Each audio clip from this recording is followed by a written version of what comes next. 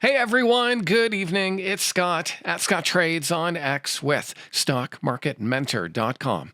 And your chart of the day. Want to take a look at the State Street Consumer Staples ETF.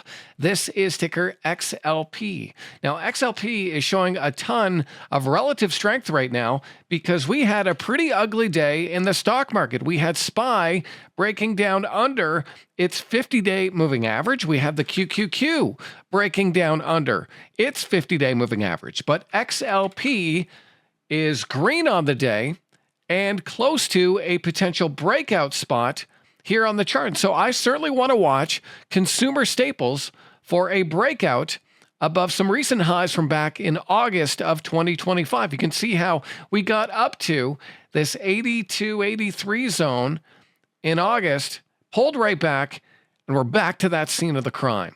And so I have an alert here on XLP just above this high from August at around 82.70. And I want to see if XLP can get above and stay above that level and do it on great volume. So consider watching XLP for a potential safe haven momentum trade, especially if we continue to see weakness elsewhere in the market.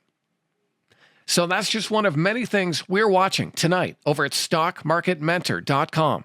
I hope that video is helpful. I'll see you next time.